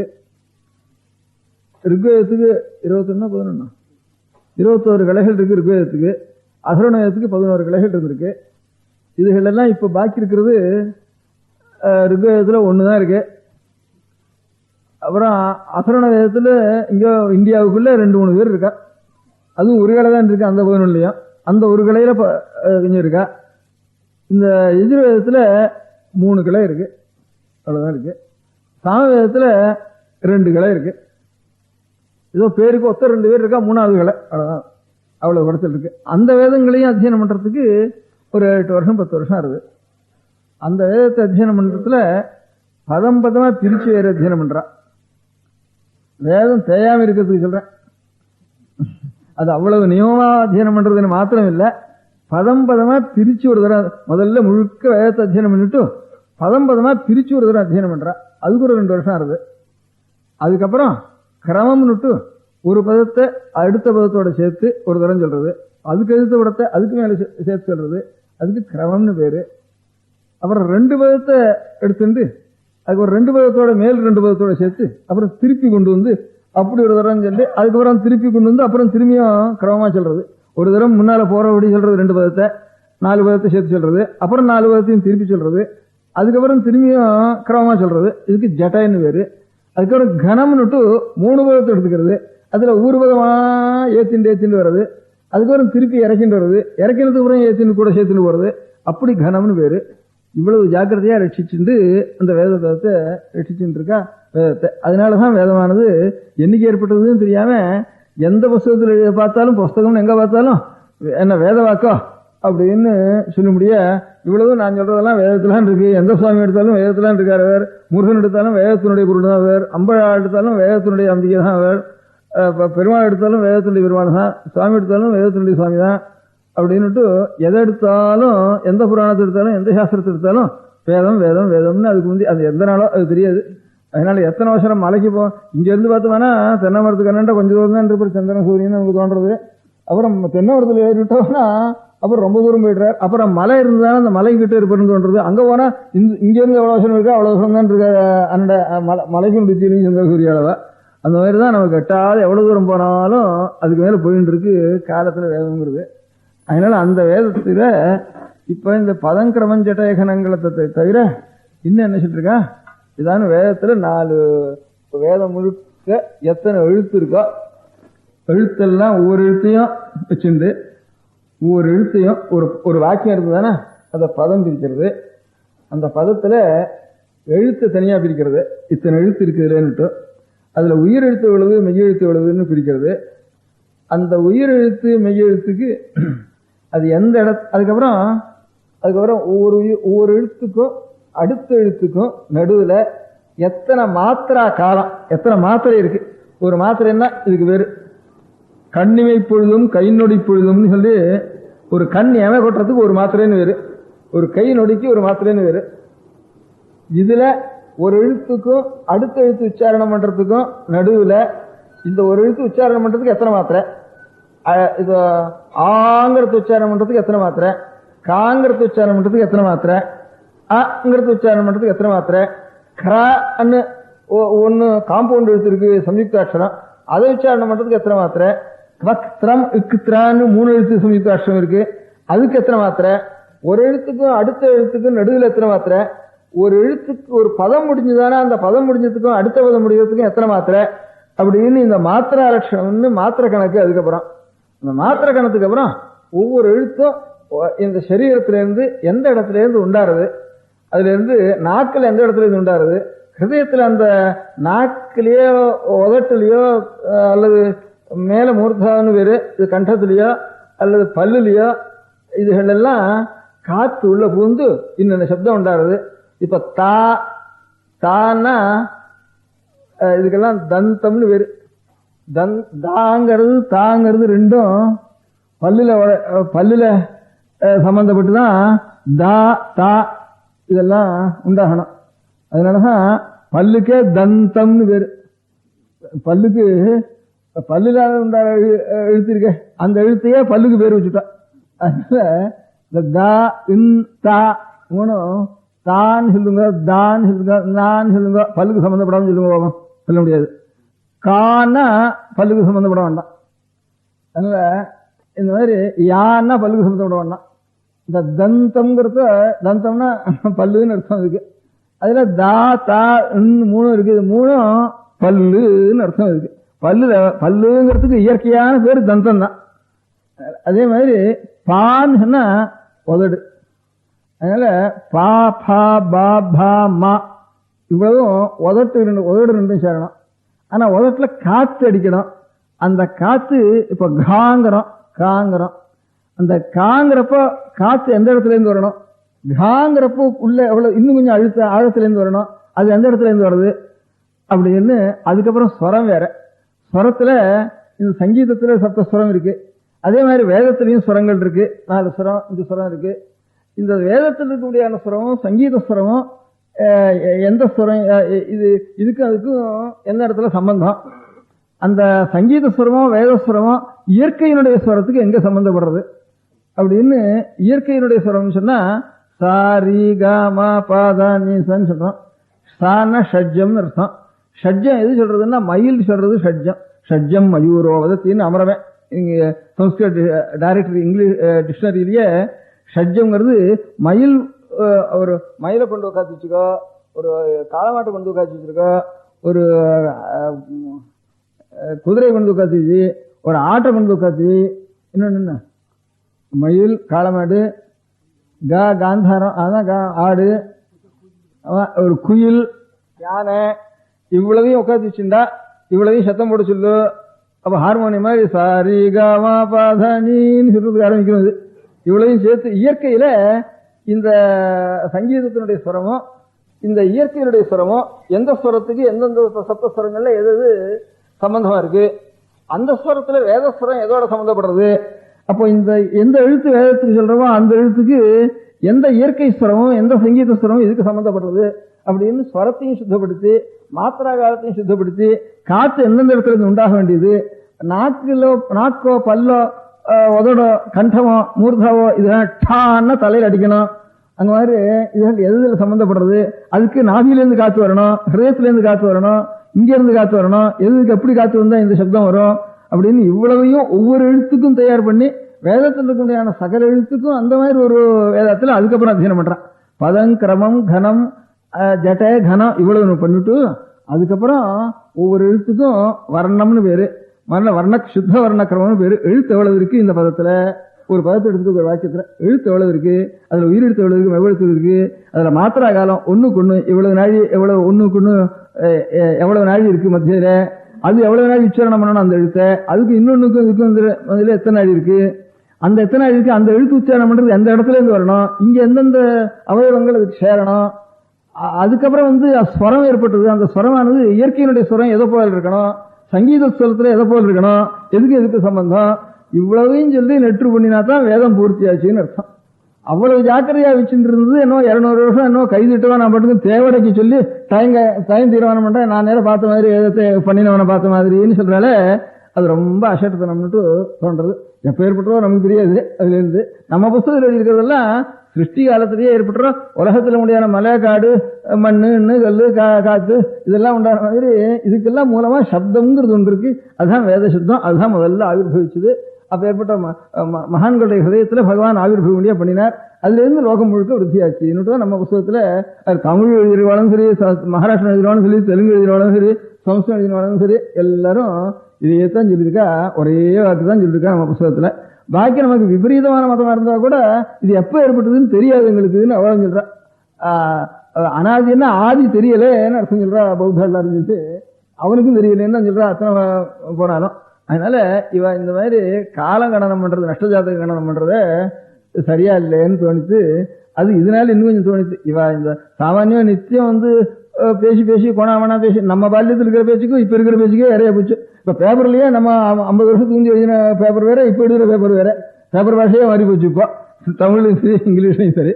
அந்த மாதிரி இவ்வளவு சீக்கிரத்துல தேவையான சாமானியம் ஐயோ உள்ள பூட்டி வச்சு ரொம்ப ஜாக்கிரதையா அதுக்கு பரிசுத்தமா எடுத்து உபயோகப்படுத்தி அதனுடைய க்ஷேமத்துக்காக அதை ஒவ்வொரு அக்ஷரத்தையும், ஒவ்வொரு ஸ்வரத்தையும், ஒரு சப்தத்தையும் கூட இவ்வளவு கணக்கு பண்ணி நிறுத்து அப்படி வச்சு அந்த நிறுவடையில் எங்கேயானு தேஞ்சு போச்சான்னு பார்த்து பயந்துண்டு அதனால தேயாம இருக்கிறதுக்காக அவ்வளவு ஜாக்கிரதையா பண்ணதுக்கு கால வரையே சொல்லப்படாது. இவ இதை வச்சுட்டு காலம் கைதிட்டம் போடுறதே தப்பு அப்படின்னு எனக்கு தோன்றது. அதனால இந்த 2 சிறு பையன்கள் அந்த வர்ணக்கிரமத்தை, ஒரு வேதத்தின் முடியான வர்ணக்கிரமத்தை சொல்லணும்னுட்டு அவளெல்லாம் வரவழைச்சாரு. இந்த ஊர்ல ஒரு பரீட்சைக்காக வர வச்சிருக்கார். அவ சொல்றான்னு சொன்னா, அவளெல்லாம் இங்க இருந்து சொல்றது என்ன புரிய போறதா இருக்கு என்னது கேட்டு அப்படின்னு சொன்னா, இல்ல சொல்லணும் அப்படின்னாரு. சரியா என்ன சொல்ல போறான்னு உங்களுக்கு தெரிஞ்சுட்டு அப்புறம் தானே அவ சொல்றது புரிய போறது. அதுக்காகத்தான் இந்த பூர்வாங்கமா இந்த கதையை சொல்றதுக்கு. நான் உபன்யாசத்துக்காக ஆரம்பிக்கல, அந்த பையன் சொல்றதுக்காக ஆரம்பிச்சேன். சொல்லுங்கப்பா. நமஸ்தேங்கிறது சொல்லுங்க. நமஸ்தே அது சொல்லுங்க. நமஸ்தேன்னா எல்லாருக்கும் சதஸுக்கு நமஸ்காரம் பண்றது. நம்ம சதசேன்னு சொல்றது இல்லையா, சதசுன்னா எல்லாருக்கும் நமஸ்காரம் பண்றது. அந்த மாதிரி நமஸ்தேங்கிறதுக்கு நமஸ்தேன்னா ஒருத்தருக்கு பார்த்துக்கணும்னா நமஸ்தே நமஸ்காரம் பண்றேன் உனக்குன்னு அர்த்தம். அந்த மாதிரி நமஸ்தேங்கிற பத்தி நாமஸ்தே 4 இருக்கிற மாதிரி இருக்கு. அதுல எத்தனை எழுத்து இருக்கோ, எத்தனை பதம் இருக்கோ எல்லாத்தையும் சொல்லணும். முதல்ல சித்தவர்ண கிரமம், அப்புறம் சொரவர்ண கிரமம், அப்புறம் மாத்திராவர்ண கிரமம் அப்படின்னு அர்த்தம். ஒரு உயிரெழுத்து வந்ததுன்னா அந்த உயிரெழுத்து முன்னிருக்க முடியாத மெய்யெழுத்துக்கு அவயவமா அல்லது பின்னால் இருக்க முடியாத மெய்யெழுத்துக்கு அவயவமா அப்படின்னு சொல்றதுக்காக எதுக்கு எந்த எழுத்து, எந்த எழுத்துக்கு எது பிரதான எழுத்து, எது அங்க அக்ஷரம் அப்படிங்கிறது தெரிவிக்கிறதுக்காக அங்கவர்ணக்கிரமம்னு பேர் எடுத்தாப்புல. சொல்ல பராங்கபூத்தான்னு சொல்ல. பராங்கபூத்தம்னா இந்த உயிரெழுத்து மேல் இருக்க வரக்கூடிய மெய்யெழுத்தோட சேர்றதுன்னு அர்த்தம். பூர்வாங்கபூத்தான்னா இந்த உயிரெழுத்து கீழே இருக்க முடியாத மெய்யெழுத்தோட சேர்றதுன்னு அர்த்தம். ஒரு உயிரெழுத்துன்னு ஒரு மெய்யெழுத்தை ஆசிரிச்சுன்னு தான் இருக்கணும். அது எதுக்கு அங்கம் அப்படிங்கிறதுக்காக பூர்வாங்கம் பராங்கம்னு 2 பேர். இன்னொரு சொல்லு வர்ணசார கிரமம். நான் இன்னும் பஞ்சவர்ணம்னு சொன்னேன். வர்ணசார கிரமம் சொல்றது. சரி சொல்லு. உலகத்தில் இருக்க முடியாத பட்சிகளோ மிருகங்களோ இவர்களுடைய சுரம் எல்லாம் இதுக்கு தான் வந்துடுறது. இந்த வர்ணசார கிரமத்தை தான் வருது. கீழ் சொன்னதெல்லாம் சேர்த்துண்டு அது எப்படியா இதெல்லாம் சொல்றது. அப்புறம் அகாரத்துக்கு நாங்கிறது அகாரத்துக்கு. துல்லிய தெய்வத்தஸ்தலம்னா ஹயம்னா குதிரை, ஹேஷான்னா குதிரையை கரைத்தல். அதனுடைய ருத்த அதனுடைய சப்தத்துக்கு துல்லிய சமானமான ஹேஷா ருத்த துல்லியா தெய்வத்தஸ்வர தாங்கிற சரிகம பாதா தெய்வத்தஸ்வரத்துக்கு சமானமா இருக்க முடியாது. தெய்வத்தஸ்வர ஹேதுபூத இருந்து அதனுடைய சப்தமானது வரணும். கிரௌஞ்ச கொட துல்லியா கிரௌஞ்ச பட்சி பட்சி அது சப்தம் பண்றதுக்கு சமானமா இருக்கணும். சரிகமாங்கிறது மகாரத்துக்கு. அந்த மகாரத்தினுடைய மாங்கிற ஸ்வரம் பேரு வேதத்திற்கு முடியான ஸ்வரத்துக்கு இந்த மத்தியமத்துக்கு சமானம் பிரச்சயங்கிறது. இல்ல நமஸ்காரம். நமஸ்தே. பெரியவா சரணம். அடுத்த நிகழ்ச்சி நித்திய குரு பாதுகா பூஜை.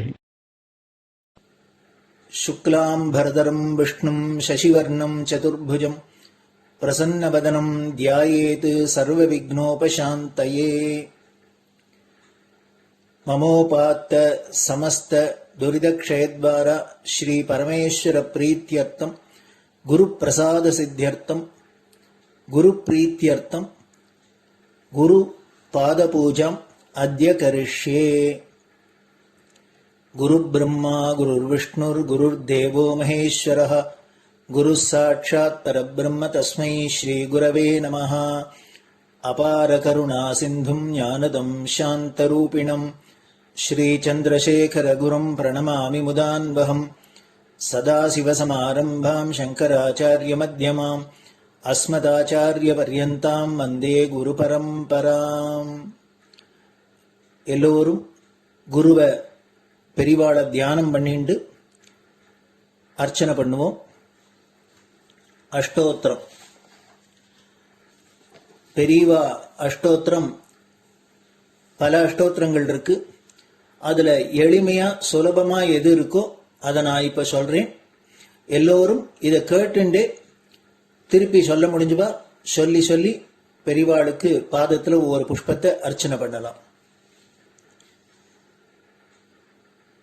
ஓம் ஸ்ரீ காஞ்சி காமகோட்டி பீடாதீஸ்வராய நமஹ. ஸ்ரீமத் சந்திரசேகரேந்திர சரஸ்வதி குருभ्यो நமஹ. சந்நியாசாஸ்ரமசிகராய நமஹ. காஷாய தண்டதாரிணே நமஹ. சர்வபீடாபஹாரிணே நமஹ. ஸ்வாமிநாத குரவே நமஹ. கருணாசாகராய நமஹ. ஜகதாகர்ஷண சக்திமதே நமஹ. சர்வச்சராச்சர ஹிருதயஸ்தாய நமஹ. ஓம் பக்த பரிபாலக ஸ்ரேஷ்டாய நமஹ. தர்ம பரிபாலகாய நமஹ. ஸ்ரீ ஜெயேந்திர சரஸ்வத்யாச்சார்யாய நமஹ. ஸ்ரீ விஜயேந்திர சரஸ்வதி பூஜிதாய நமஹ. சிவசக்தி ஸ்வரூபாய நமஹ. பக்தாபீஷ்ட பிரதாயகாய நமஹ. பிரம்மண்ய போஷகாய நமஹ. பிரம்ம விஷ்ணு சிவைக்க ஸ்வரூபாய நமஹ. காஞ்சி க்ஷேத்ரவாசாய நமஹ. கைலாச சிகரவாசாய நமஹ. ஸ்வதர்ம பரிபோஷகாய நமஹ. சாதுர்வர்ண சம்ரக்ஷகாய நமஹ. லோகரக்ஷண சங்கல்பாய நமஹ. ஓம் பிரம்மனிஷ்டாபராய நமஹ. சர்வ பாபஹராய நமஹ. தர்மரக்ஷக சந்துஷ்டாய நமஹ. பக்தார்ப்பிததன ஸ்வீகர்த்ரே நமஹ. சர்வோபனிஷத் சாரஜ்ஞாய நமஹ. சர்வசாஸ்திரகம்யாய நமஹ. சர்வலோக பிதாமகாய நமஹ. பக்தாபீஷ்ட பிரதாயகாய நமஹ. பிரம்மண்ய போஷகாய நமஹ. நானாவித புஷ்பார்ச்சிதபதாய நமஹ. ருத்ராக்ஷ கிரீடதாரிணே நமஹ. பஸ்மோத்தூளித விக்கிரகாய நமஹ. சர்வஜ்ஞாய நமஹ. சர்வச்சராச்சர வியாபகாய நமஹ. அநேக சிஷ்ய பரிபாலகாய நமஹ. மனச்சாஞ்சல்ய நிவர்த்தகாய நமஹ. அபயஹஸ்தாய நமஹ. பயாபகாய நமஹ. யஜ்ஞபுருஷாய நமஹ. யஜ்ஞானுஷ்டான ருச்சிப்ரதாய நமஹ. யஜ்ஞசம்பன்னாய நமஹ. யஜ்ஞசகாயகாய நமஹ. யஜ்ஞபலதாய நமஹ. யஜ்ஞப்ரியாய நமஹ. உபமானரஹிதாய நமஹ. ஸ்படிக துளசி ருத்ராக்ஷ ஹாரதாரிணே நமஹ. சாதுர்வர்ண சமதிருஷ்டயே நமஹ. ऋग्यजिस्साम अथर्वणादि चतुर्वेद संरक्षकाय नमः. दक्षिणामूर्तिस्वरूपाय नमः. जाग्रत् स्वप्न सुषुप्ति अवस्थातीताय नमः. कोटिसूर्यतुल्य तेजोमे शरीराय नमः. साधुसंग संरक्षकाय नमः. अश्वगज गोपूजा निर्वर्तकाय नमः. गुरुपादुक पूजातुरन्तराय नमः. कनकाभिषिक्ताय नमः. स्वर्णबिल्वदलपूजिताय नमः. सर्वजीवमोक्षदाय नमः. मूकवाक्ताननिपुणाय नमः. नेत्रदीक्षादानाय नमः. द्वादशलिङ्गस्थापकाय नमः. गानरसप्रियाय नमः. ब्रह्मज्ञानोपदेशकाय नमः. सकलकलासिद्धिताय नमः. चातुर्वण्यपूजिताय नमः. अनेकभाषा संभाषण कोविताय नमः. अष्टसिद्धिप्रदायकाय नमः. ओम श्री शारदामठ सुस्थिताय नमः. नित्यान्नदान सुप्रीताय नमः. प्रार्थना मात्र सुलभाय नमः. पादयात्रा प्रियाय नमः.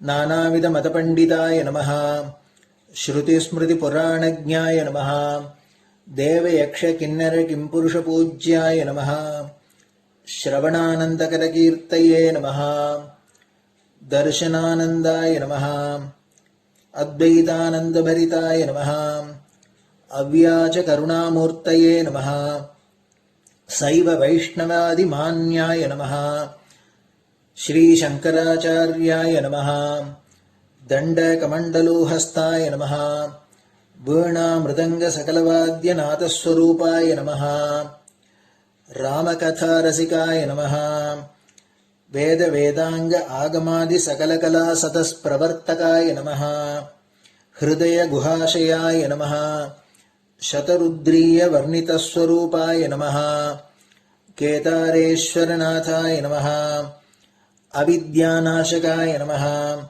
निष्कामकर्मोपदेशकाय नमः लघुभक्तिमार्गोपदेशकाय नमः लिङ्गस्वरूपाय नमः सालग्रामसूक्ष्मस्वरूपाय नमः कालड्यां शङ्करकीर्तिस्तम्भनिर्माणकर्त्रे नमः जितेन्द्रियाय नमः शरणागतवत्सलाय नमः श्रीशैलशिखरवासाय नमः डमरुकनादविनोदाय नमः वृषभारूढाय नमः दुर्मदनाशकाय नमः आभिचारिकदोषहर्त्रे नमः मिताहाराय नमः मृत्युविमोचकशक्त्याय नमः श्रीचक्रार्चनतत्पराय नमः दासानुग्रहकारकाय नमः अनुराधानक्षत्रजाताय नमः सर्वलोकख्यातशीलाय नमः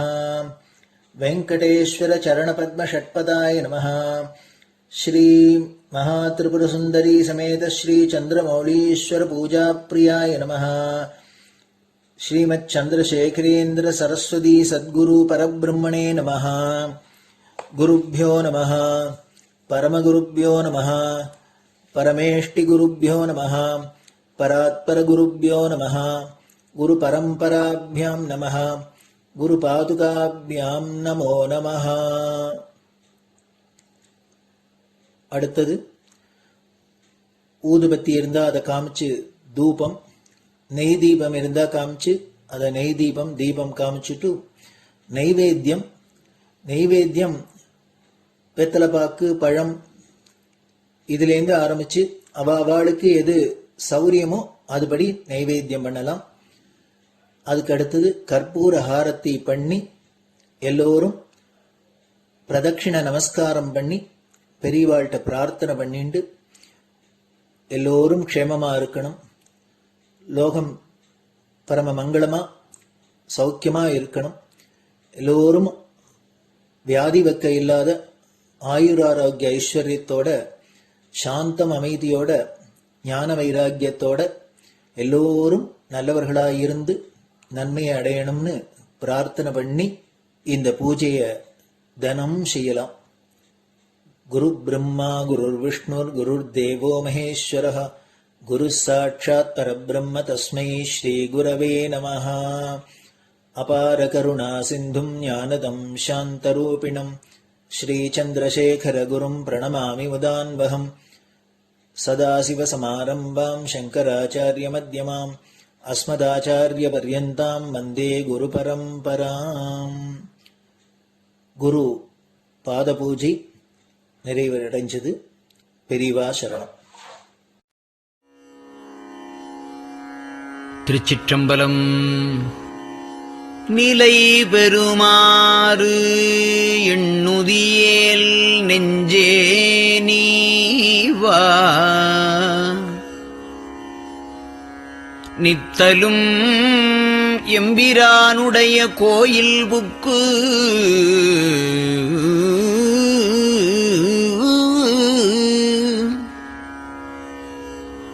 புலர்வதன் முன் அலகிட்டு மெழுக்குமிட்டு பூமாலை புனைந்து ஏத்தி புகழ்ந்து பாடி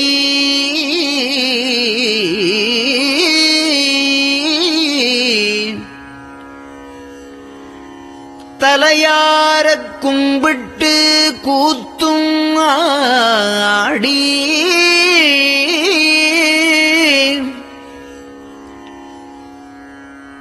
சங்கரா ஜய போற்றி போற்றி என்றும்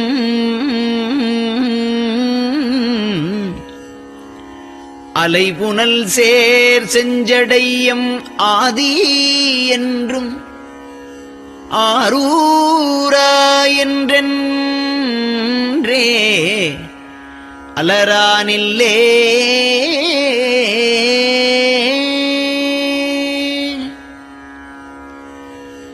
தந்தது உந்தன்னை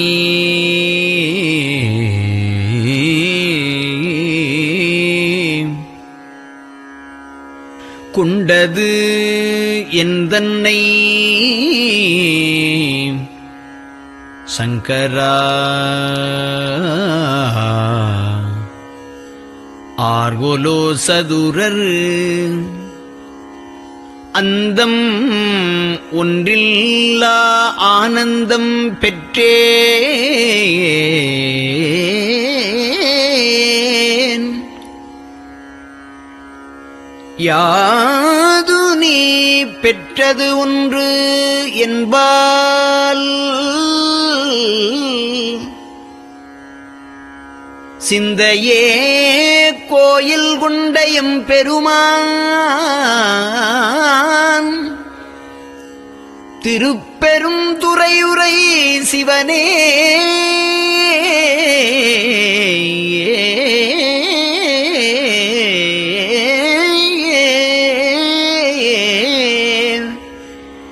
எந்த ஈசா உடல் இடம் கொண்டாய் யான் இதற்கு இளன்வோர் கைமாறே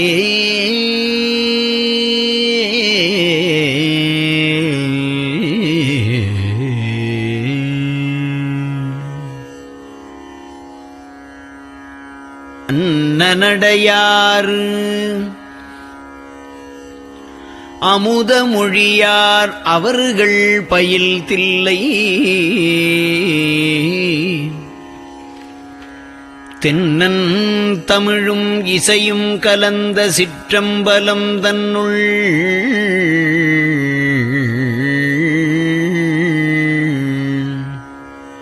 பொன்னும் மணியும் நிறந்த தலத்து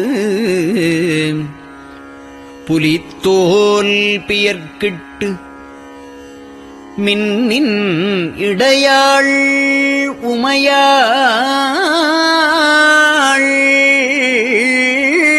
காண விகிதன் ஆடுமே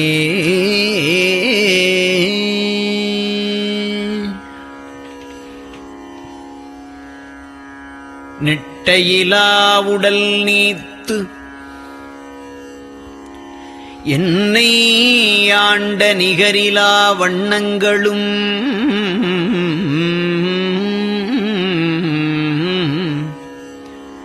சிட்டன் சிவனடியாரை சீராட்டும் திறங்களுமே சிந்தித்து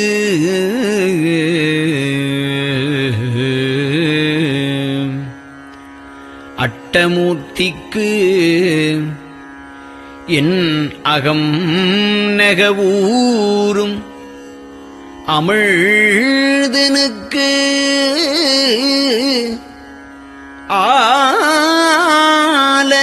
ஆலநீழற்பட்டனுக்கு என்னை தன்பார்படுத்தானுக்கே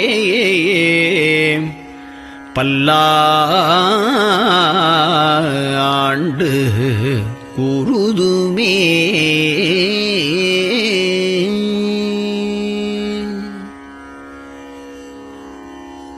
நெஞ்சம் ஈசனைக் காண்பதே விரும்பி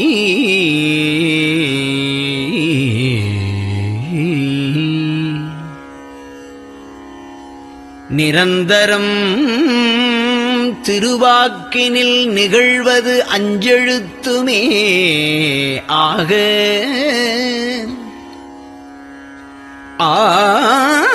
ஆளுடைய அம்மை செம்மலர் கைகுவித்து அருளி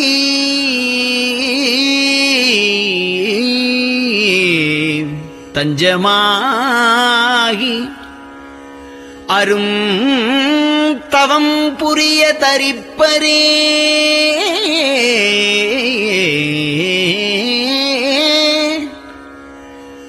அவள் தனிப்பெரும் கணவர்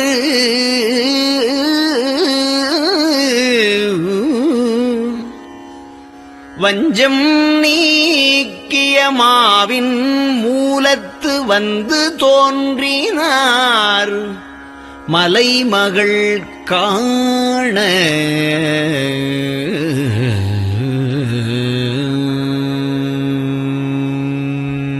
திருச்சிற்றம்பலம்.